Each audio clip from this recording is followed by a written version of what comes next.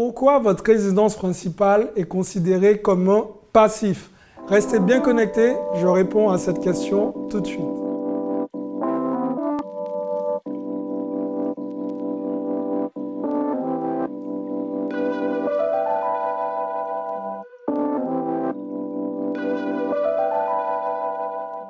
Salut à tous, je suis Xavier Prétérich, je suis l'auteur du livre Cave & Parking.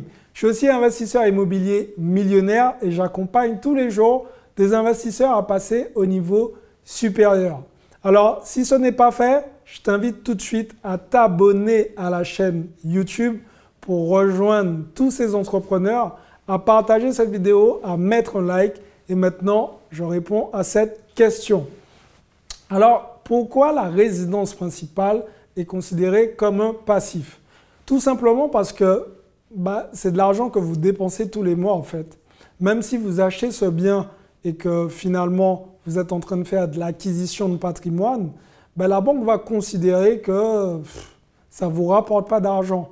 Par contre, tous les mois, ça vous coûte de l'argent. En d'autres termes, si je peux vous résumer ça, si demain vous n'avez plus d'emploi, vous n'allez pas pouvoir rembourser votre résidence principale. Ou du moins, ça va être très compliqué. Et ce que la banque veut savoir, c'est est-ce que vous êtes capable de faire un investissement? Demain, perdez votre emploi. Est-ce qu'il va continuer à tourner? Et est-ce que ça va générer du cash? Et pour le cas, votre résidence principale, ce n'est pas totalement ça. Sauf, bien sûr, si vous avez aménagé votre résidence principale, vous avez un petit espace pour, entre guillemets, faire ce qu'on appelle les chambres d'hôtes.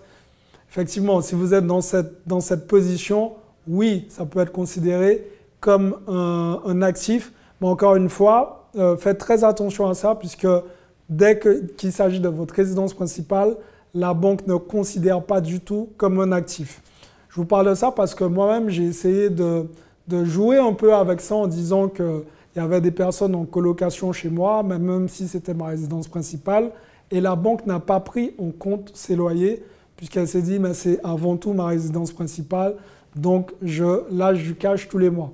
Encore une fois, la résidence principale, c'est bien quand vous avez déjà fait pas mal d'investissements et du moins si vous voulez absolument acheter cette résidence principale, le conseil que je peux vous donner, c'est de ne pas aller au bout de votre capacité d'endettement puisque par la suite, vous serez capé et vous n'allez pas pouvoir investir, ou du moins, ça va être très compliqué. Alors, l'idée, c'est vraiment de comprendre qu'au début, ce n'est pas la meilleure des stratégies d'acheter sa résidence principale. Le mieux, c'est de faire des investissements locatifs en priorité. Et je sais que certains sont déjà partis voir la banque et la banque leur a dit « il faut d'abord avoir votre résidence principale ». J'ai juste envie de vous dire « essayez de changer de banque et vous allez voir que le discours ne sera pas le même ». J'espère que cette vidéo vous a plu, j'espère que vous avez compris que la résidence principale, finalement, ça peut être un gros passif et ça peut vous empêcher de faire des investissements locatifs. Si c'est le cas, mettez-moi un gros like, partagez cette vidéo, abonnez-vous à la chaîne et surtout, dites-moi dans les commentaires, est-ce que vous avez déjà acheté une résidence principale? Comment vous avez fait? Est-ce que vous avez géré avec votre taux d'endettement? Dites-moi tout ça dans les commentaires, on va échanger sur le sujet ensemble.